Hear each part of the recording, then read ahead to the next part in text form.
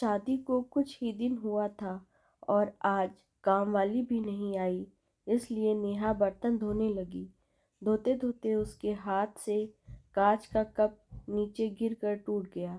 Cup टूटते ही वह डरने लगी कि उसकी सास अब बातें सुनाएगी। आवाज से सास दौड़ती आई और बोली, बेटी क्या हुआ? अदिति बोली, माँ पता नहीं ध्यान रखते हुए भी कैसे मेरे हाथ से कप नीचे गिर गया। सास बोली, बेटी चिंता न कर, कप ही तो फूटा है, तुझे चोट तो नहीं आई। और भले ही इसके कितने टुकड़े ही न हो जाएं, पर मेरी बेटी के दिल के टुकड़े न हो। मेरी बहू से महंगा है क्या ये कप? और हाँ, तुझे अभी ये सब करने की ज़रूरत क्या है? मेहंदी भी नहीं उतरी अभी तेरे हाथों से। अभी तुम मेरे बेटे के साथ ज़्यादा से ज़्यादा समय बिताओ और एक दूसरे को समझो। सास ने अपनी बेटी को बुलाया और कहा, निशा इधर आओ, अपनी भाभी का ख्याल रखो, अभी इस घर में नई नई आई है। निशा ने कहा, हाँ माँ। सास फिर बहू से बोली, शुरू में तुम मुझे अपनी माँ ही समझना, मुझे भी तुम्हारा दिल जीतना है, सास बनकर नहीं माँ बनकर। देखते देखते नेहा के आंखों में खुशी के आंसू आ गए। छलछला गईं उसकी आंखें और सास के पैरों में गिरकर बोली, मैंने एक माँ छोड़ी तो दूसरी नई माँ पाई, बल्कि आप मेरे माँ से भी ज़्यादा ममता मेरे लिए रखती हो। यदि घर में यह कप टूट जाता तो माँ भी दो बात कहे बिना न रहती। रात को नेहा की नींद ही उड़ गई। रह रहकर शाम की घटना याद आ रही थी। सास के बारे में उसकी जो सोच थी, उसकी विपरीत सास का व्यवहार पाया। उसका भी कसूर नहीं था ऐसा सोचना, क्योंकि उसने लोगों के मुंह से बुरी सास के बारे में ही सुना था। नेहा अपने अतीत में खो गई। उसे फिर याद आया कि कुछ साल पहले उसके इकलौते भाई की शादी हुई थी। मेहंदी का रंग उतरने से पहले ही माँ ने भाभी पर काम की पूरी जिम्मेदारी डाल दी और अपने ही नियम कानून के हिसाब से भाभी को चलने के लिए मजबूर कर दिया। माँ ने भाभी को घर में एडजस्ट होने में ज़रा भी वक्त नहीं दिया।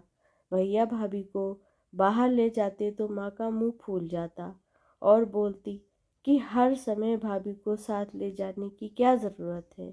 कभी भी भाभी को खुली हंसी हंसते नहीं देखा। समय के साथ भाभी ने सहना छोड़ दिया। फिर घर में हर रोज़ झगड़ा होने लगा। एक दिन भाभी के हाथ से कांच का गिलास नीचे गिरकर टूट गया। माँ चिल्लाने लगी कि कितनी कीमती गिलास तोड़ दिया। किसी न किसी बात पर वो भाभी पर चिल्लाती। भाभी भी गुस्से से बोल देती थी कि माँ मैं तो बैठी खाती हूँ, आप तो खड़ी खड़ी खाती हैं। जब से आई हूँ तब से रोज़ दो चार जली कटी न सुना दो तब तक आपको चैन ही नहीं मिलेगा। कभी मम्मा तो कभी मेरे पापा को, हमेशा मेरे मायके वालों को कोसती रहती हो। ऐसे ही माँ और भाभी एक दूसरे के साथ बहस करती रहती थी। नेहा ने घर के अलावा और भी कई जगह पर सास बहू के झगड़े सुने थे। वह डर गई थी, इसलिए शादी से कतराने लगी, मगर माँ बाप के कारण ही उसे शादी करनी पड़ी और अनजान भय को लेकर ससुराल आ गई। पर आज की घटना से उसकी सोच बदल गई कि सब सास और बहू एक जैसी नहीं होती। नींद न आने की वजह से उसने सोचा कि चलो थोड़ी देर माँ से बात कर लूँ।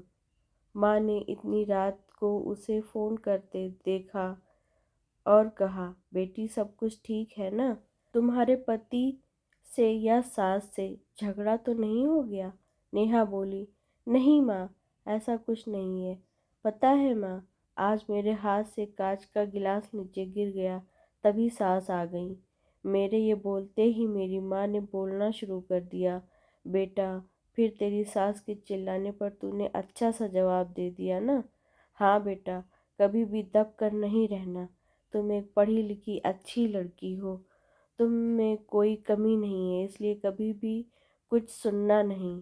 तभी बात को काटते हुए नेहा बोली, माँ अब बस करो, मैं अपनी दूसरी माँ के खिलाफ कुछ नहीं सुन सकती। माँ थोड़ा आश्चर्यचकित हो गई और बोली, ये क्या बोल रही हो नेहा? नेहा बोली, हाँ माँ, आज मेरे हाथ से जब कप गिरा तो मेरी सास ने बिल्कुल भी मेरे साथ बुरा व्यवहार नहीं किया। अंत में नेहा बोली, अब आप समझ गई ना सारी बात? माँ एक और बात कहनी थी, आप बुरा तो नहीं मानोगे?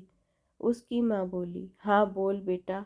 नेहा बोली, माँ काश आप भी मेरी भाभी के साथ मेरी नई माँ की तरह व्यवहार करती तो शायद भैया और भाभी अलग घर में नहीं रहते। अपनी बेटी की ये सब बातें सुनकर उन्हें एहसास हुआ कि उन्होंने अपनी बहू के साथ गलत व्यवहार किया था। उनकी बेटी ने उनकी आंखें खोल दी। नेहा उससे पहले कुछ बोलती, तभी उसकी माँ बोली, नेहा अब जब तू यहाँ आएगी तो पूरे परिवार को एक साथ पाएगी। अब फ़ोन रख, मुझे बेटे और बहू की स्वागत की तैयारी करनी है।